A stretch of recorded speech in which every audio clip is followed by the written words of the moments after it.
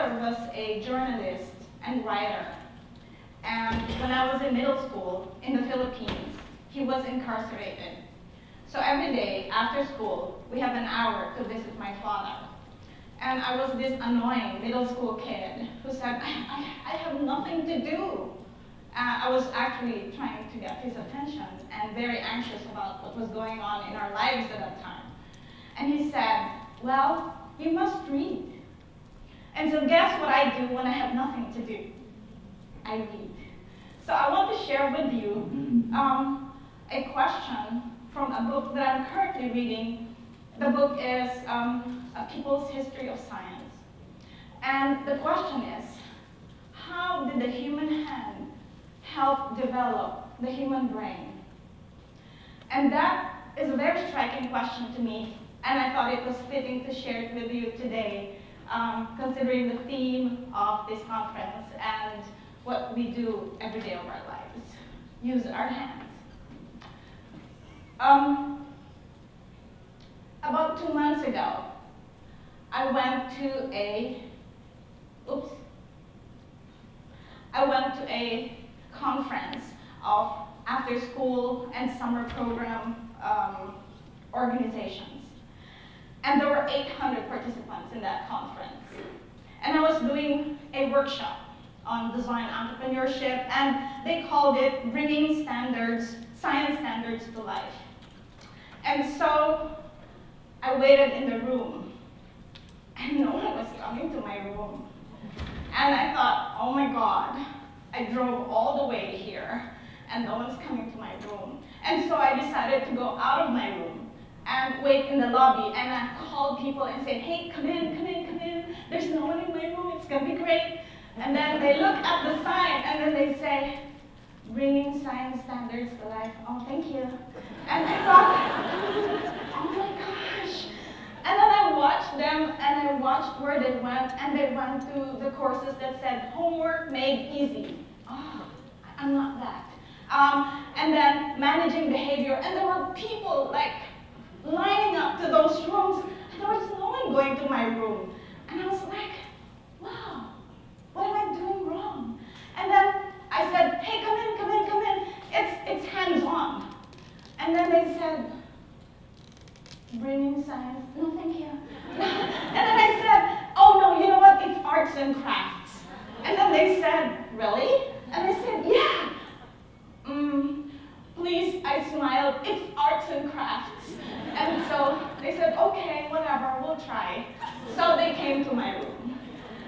And then I started the session, and everybody was like, And I said, oh gosh, these are after-school teachers. And they're already bored, I haven't even started. And I showed them the helical model, which I created, and I gave them copies, one sheet, because I was told, don't give too long, they're never going to read it. I said, okay, it's one sheet, and it's colorful, and it's easy to read. And guess what they did? They put it on the desk. And then I explained that the helical model is based on neuroscience, and you know what, I felt that any moment, one of them, two of them, three of them would start walking out the door. So then I asked them, and I'd like to ask you, how many of you liked it when you learned science in school? Wow, this is a different group. In that group, they went like this. And I said, oh my gosh, this is an opportunity for me to show them how science can be interesting. And so I showed it.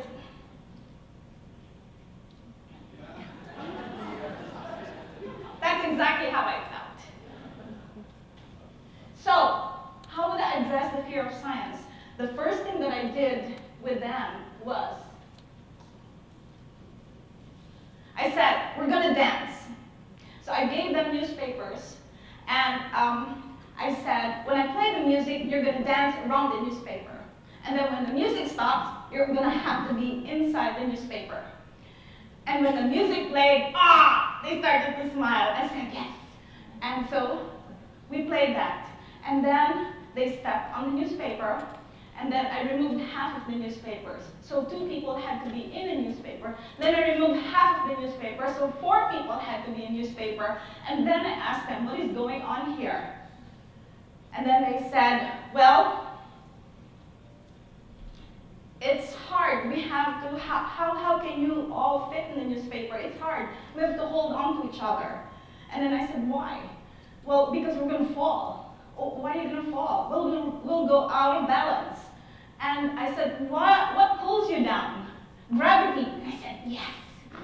And dance equals learning about balance and gravity. And it became, for the students, or I would call them the after-school teachers, an activity that was an equalizer. Everybody now can speak about balance. Everybody now understands how gravity relates to balance. And I could move on.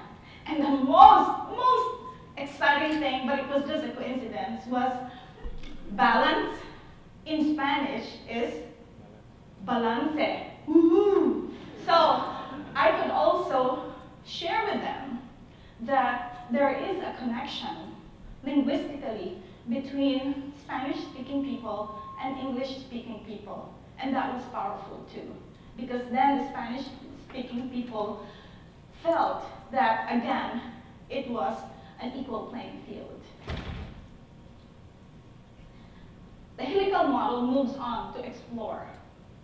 In explore, now that they know balance and gravity and all that fun stuff that they actually already knew, but they understood it deeper with an activity, I wrote the word balance on the board. And I explained to them that balance is a concept that we've been dealing with all our lives and continue to deal with in every aspect of our lives since we were babies, you know? Balance and balancing everything. And so I said, there's no question that nobody here will not know anything about balance, because we do. So because of that, I gave them some material similar to the ones you have on your table and more, and told them that we're going to open a balance museum, and that they will be grouped into pairs, and they were going to create objects that demonstrated balance. And so I gave them 5 minutes, and they go, 5 minutes? I said, yes, but it took them, of course, 15 minutes, but it's always good to say 5 minutes, and then not live up to it, yes. And then they get into the flow that was shared with us earlier. And then all things are fine. They are learning. They're building. They're using their prior knowledge. And they're building from their prior knowledge and integrating it with the concepts of balance and gravity and all that fun stuff. And so what is important in this explore activity was the act of creating, but also asking the participants, how did you achieve balance as you were creating it? And so they shared in our reflection time, well, you had to have equal weights on both sides. Well, you have to adjust distances between objects. Guess what? I was so tempted to introduce the opportunity to calculate the center of gravity between 2 objects, which is a very important physics concept, but I held on because I knew I could do that in the next activity. It was visual. It was real. The process was scientific because they had to achieve balance and deal with the forces, the materials, and gravity. And then when we finally did the calculation of the center of gravity, the calculation was not abstract. It was real to them. Also, when I asked them for feedback, I had to say, okay, let's move to the next one, because everyone had something to say. It was very exciting to see them transform from people who didn't like to come to my room to people who were just creating such wonderful things and learning science. So, I'll go back to that later. Stability and change. So now, how is balance related to stability and change? Stability and change is a cross-cutting concept in the new Science Common Core called the New Generation Science Standards. If you think the URL for the Children's Creativity Museum is long, how about New Generation Science Standards? And that's also very long. But what it is I started with dancing, taught them, and learned, and we talked about balance. And we created Balance Museum. And then now I can build on that and introduce the concept of stability and change that relates to balance. The cross-cutting concepts are very important. There are 9 of them outlined in the Common Core. And they link the different fields of sciences. They don't only link the different fields of sciences. I think they were just diplomatic not to say it also links language arts, social studies, and math, but it links everything in our lives. So the hands-on project became a wellspring of participation and information about science concepts. It anchored analytical conversations. So thinking analytically became a joy. It was not torture, because everyone had something to say. The next level of the helical model is connect. From kitchen to earth. So now, my goal is to link balance, stability, and change to water. So we reviewed the 3 forms of water, and I shared with them. We didn't do this with the after-school teachers, but I did this in a summer camp with middle school kids this summer. And the students created their own thermometer, because I knew that if I talked about the 3 forms of water, they'd say, we already know that. So to engage them and make them interested, I made them create their own thermometers. And here you can see that we put the thermometer inside the pot. It was introducing engineering and scientific study. It's very important for kids to know that there will be no scientific study if engineers didn't do their jobs. So they're twin sisters. I can also say twin brothers. So if heat changes the form of water, then heat can affect balance, stability. So it was starting to make sense to them. I'm talking about higher and higher level, and they were connecting the dots. And then they were trusting in their observation. And that is very important, because what school has done to us is it has taught us not to trust our own observations, because the textbook is always right. And they trusted too in their prior knowledge, and they connected the dots.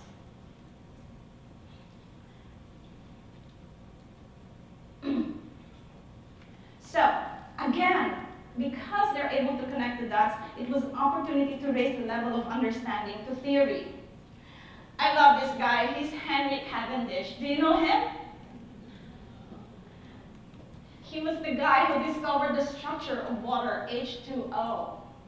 And he did it during the time when the US was fighting for our independence, or I wasn't a US citizen yet then, but it's really hard to explain that, right?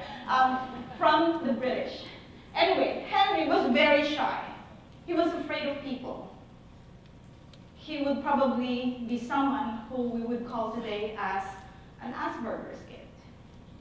But they didn't know that at that time. There were no studies about the brain and stuff like that, and behavioral. And Henry discovered the chemical structure of water. And so I brought my friend, my colleague, to wear his clothes, and he came into the classroom and introduced that to the kids.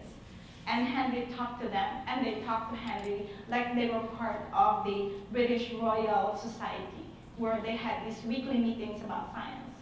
Anyway, we watched a video on,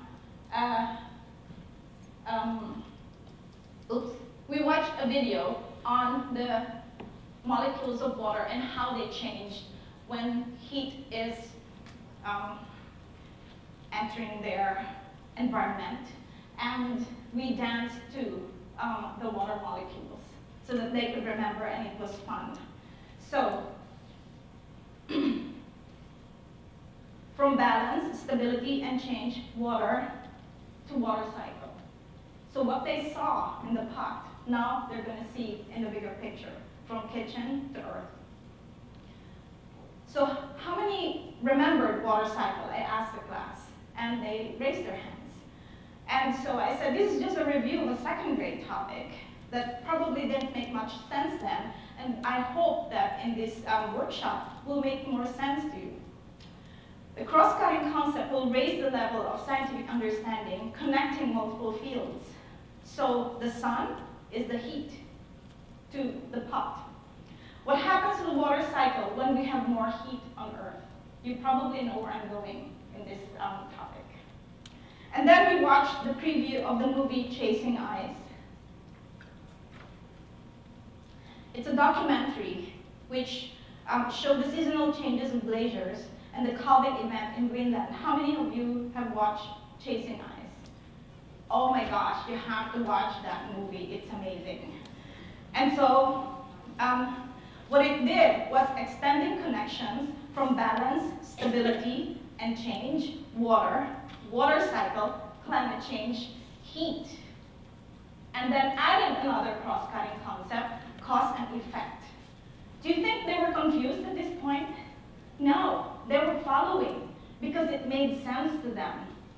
That's where the hands-on thing was really useful. After that, they were given the task of making a poster.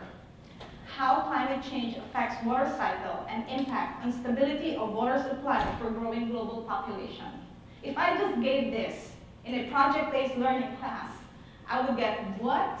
But because of the build-up from play to explore, the kids now, and the teachers then, would be able to come up with high-level posters. It's called scaffolding. It's also called zone of proximal development, and all that theory on how to help kids raise their level of understanding to higher levels. The second option for the poster was how climate change, they're going to show how climate change affects the water cycle and impacts communities with extreme weather patterns. The goal of the poster was to show how science informs social situations. They had no problem with it. They were very excited. I told them they could show molecules too, but they had to show 3 things that they learned that morning so that they can show how scientific thinking can inform society. The posters reflected the participants' personal transformation from prior knowledge to new levels of understanding. They developed and used models. They analyzed and interpreted data. They constructed explanations. They engaged in argument from scientific evidence. It was the intersection of practice, core idea, cross-cutting concept, and hands-on learning. And when they presented to each other, it was called cross-pollination, which means you had even more different views built on the idea. That is connect. Oh. Then, in Imagine, this is a really critical point in the workshop and in the helical model. And this is not part of the science standards and the Common Core. It's when we ask the kids to use what they learned to make this a better world. And they will create a product that will illustrate that. And the product has to affect the world. They have to tell the world what they learned. And so what the kid did, what they decided to do were postcards for family and friends. They used collage technique in postcards and created messages that make science a part of everyday lives.